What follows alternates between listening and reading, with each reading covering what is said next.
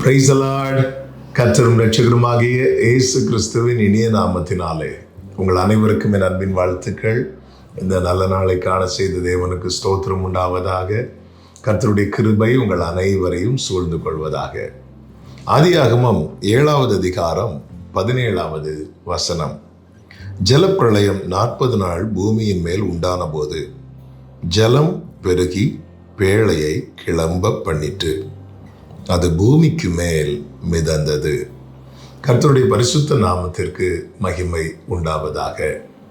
கர்த்தர் நோவாவினிடத்திலே சொல்லி ஒரு பேழை உண்டு பண்ண வைக்கிறார். அந்த பேழைக்குள்ளே நோவாவின் குடும்பம் பிரவேசிக்கிறார்கள். பேழையின் கதவை கர்த்தரே அடைக்கிறார். அதன் பிறகு கர்த்தர் சொன்னபடியே ஜலப்பிரளயம், தண்ணீர் பெருக்கம் உண்டாகிறது.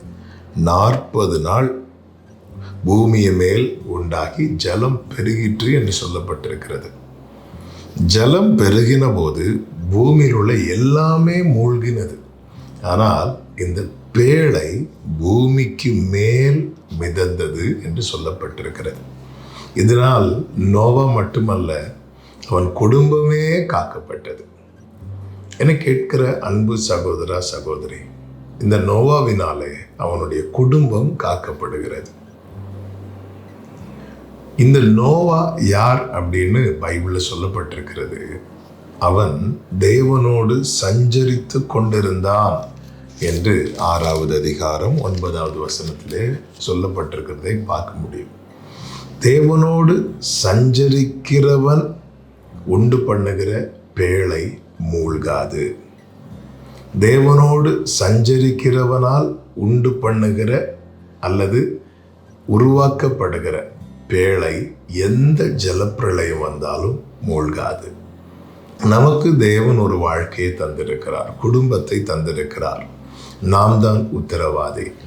நாம் தேவனோடு சஞ்சரிக்கிறவர்களாய் இருப்போமானால் மூழ்காத பேழையை கர்த்தர் நம்மை கொண்டு உருவாக்குவார். குடும்பத்தின் பாதுகாவல், குடும்பத்தின் எதிர்காலம், குடும்பத்தின் மேல் இருக்கிற தேவ திட்டம், இவைகள் பாதுகாக்கப்பட, நடைமுறைப்படுத்தப்பட நாம் காக்கப்பட வேண்டியது.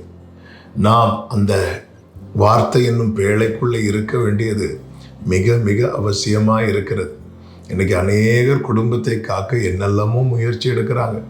ஆனால் அநேக முயற்சிகள் தோல்வியில் முடிகிறது. சத்துரு உட்புகிறான். குடும்பத்திலே சமாதானம் இல்லை. எத்தனையோ ஜலப்பிரளயம், வெள்ளங்கள் உள்ளே வருகிறது. குடும்பத்தில் நிம்மதி இல்லை. சுமைகள், பாரங்கள், வேதனைகள், வியாதிகள், பிரிவினைகள், இப்படிதான் என்னெல்லாமோ முயற்சி எடுத்து பார்த்தோம். இதிலிருந்து ஒரு விடுதலை இல்லாத சூழ்நிலை. இந்த நாளிலே என்னை கேட்கிற அன்பு சகோதரா சகோதரி, தேவனோடு சஞ்சரிக்கிற அனுபவம் இருக்கிறதா? தேவனோடு சஞ்சரிக்கிறது என்றால் என்ன தெரியுமா? தினமும் இயேசுவோடு, தினமும் இயேசுவோடு. அதில் ஜெபம் உண்டு, வேதம் உண்டு. ஆமென். நம்ம கிறிஸ்தவ வாழ்க்கையின் அடிப்படைக்கு என்னெல்லாம் உண்டோ அது எல்லாமே இருக்கிறது. இது ஒரு தெய்வீக உறவு. இருதயத்தை இயேசுவின் இடத்துல திறக்கிற அனுபவம், ஆண்டவர் சமூகத்தில் நேரம் செலவிடுகிற அனுபவம், அவரை வேதனைப்படுத்தாத ஒரு வாழ்க்கை வாழ்கிற அனுபவம், எப்பொழுதும் அவருடைய சத்தத்துக்கு சமீபமாக இருக்கிற அனுபவம், தினமும் இயேசுவோடு. இதுதான் நோவா. அதனால் அவன் எப்படி இருந்தான் தெரியுமா? நீதிமானா இருந்தான். அதாவது மற்ற ஜனங்கள் எந்த வழியை தெரிந்தெடுக்கிறார்களோ அந்த வழியை இவன் தெரிந்தெடுக்க மாட்டான். ஆண்டவர் எந்த பாதையில் நடக்க சொல்லுகிறாரோ அந்த பாதையில் நடப்பான். இதனால் அவனுக்கு ஆலோசனை கிடைத்தது. இந்த பேழை எப்படி கட்ட வேண்டும், குடும்பத்தை எப்படி நடத்த வேண்டும், எப்படி காப்பாற்ற வேண்டும், நல்ல ஆலோசனை கிடைத்தது, ஆதரவு கிடைத்தது. அந்த ஃபேமிலியே சப்போர்ட்டிவாக நின்னாங்க. அனுகூலம் கிடைத்தது. அனுகூலம் என்ன அனுகூலம்?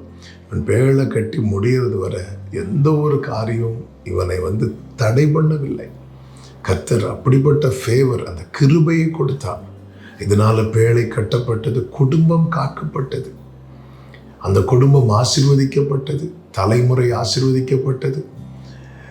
சஞ்சரிக்கிறவன், தேவனோடு சஞ்சரிக்கிறவனுடைய பேழை மூழ்காது.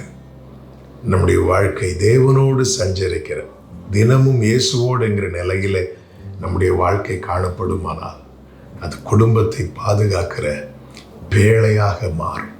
கர்த்தர் உங்களை ஆசீர்வதிப்பாராக. ஜெபிக்கலாமா? எங்கள் நல்ல தகப்பனை, இந்த நாளில் எங்களோடு பேசினேன். தினமும் உம்மோடு என்கிற அனுபவத்திலே வளர கிருபை தாரும். இயேசுவின் நாமத்தில் பிதாவே, ஆமென்.